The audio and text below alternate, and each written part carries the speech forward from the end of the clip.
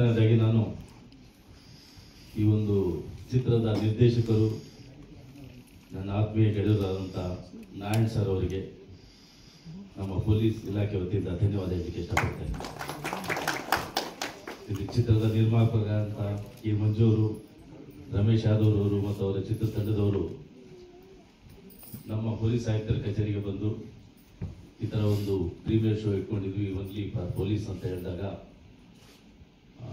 ಮತ್ತೆ ಇದರ ಚಿತ್ರದ ಬಗ್ಗೆ ಕೆಲವು ಮಾಹಿತಿ ಕೇಳಿದಾಗ ಬಹಳ ಉತ್ತಮವಾದಂಥ ಒಂದು ಮೆಸೇಜ್ ಏನು ಸಮಾಜಕ್ಕೆ ಕೊಡಬೇಕಾಗಿದೆ ಆ ವಿಷಯವನ್ನು ಕೇಳಿದಾಗ ನಾವೆಲ್ಲ ಬರ್ತೀವಿ ಅಂತ ಹೇಳಿ ತುಂಬ ಸಂತೋಷದಿಂದ ನಮ್ಮ ಪೊಲೀಸ್ ಅಧಿಕಾರಿ ಸಿಬ್ಬಂದಿಯವರು ಈ ದಿನ ಬಂದಿದ್ದೀವಿ.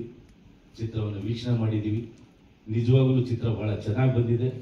ವಿಶೇಷವಾಗಿ ಯಂಗ್ಸ್ಟರ್ಸ್ ಏನಿದ್ದಾರೆ ಅವರು ಈ ಒಂದು ಸೋಷಿಯಲ್ ಮೀಡಿಯಾ ಸರಿಯಾಗಿ ಅರ್ಥೈಸ್ಕೊಳ್ಳದೆ ಅದರಿಂದ ಎಷ್ಟು ಅನಾಹುತ ಆಗುತ್ತೆ ಅನ್ನೋದನ್ನ ಬಹಳ ಅರ್ಥಗರ್ಭಿತವಾಗಿ ಸಮಾಜಕ್ಕೆ ಒಂದು ಮೆಸೇಜ್ ಕೊಡುವಂತ ಒಂದು ಚಿತ್ರವನ್ನ ಒಂದು ಪ್ರದರ್ಶನ ಮಾಡಿದ್ದಾರೆ, ಇದೊಂದು ನಿರ್ಮಾಣ ಮಾಡಿದ್ದಾರೆ.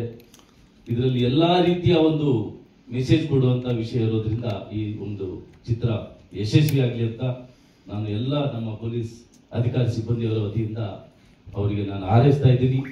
ಮತ್ತೆ ಎಸ್ ನಾರಾಯಣ್ ಸರ್ನ ನಾನು ಈಗ ನೋಡ್ತಾ ಇಲ್ಲ, ಅವ್ರ ಎಲ್ಲ ಚಿತ್ರಗಳನ್ನ ಸಾಕಷ್ಟು ನಾವು ನೋಡಿದ್ದೀವಿ. ಪ್ರತಿಯೊಂದು ಚಿತ್ರದಲ್ಲಿ ಸಮಾಜಕ್ಕೆ ಒಂದು ಏನಾದರೂ ಒಂದು ಮೆಸೇಜ್ ಕೊಡುವಂತ ಚಿತ್ರವನ್ನ ಅವರು ನಿರ್ದೇಶನ ಮಾಡ್ತಾರೆ. ಅದು ನಿಜವಾಗ್ಲೂ ನಾವೆಲ್ಲ ಮೆಚ್ಚುವಂಥದ್ದು.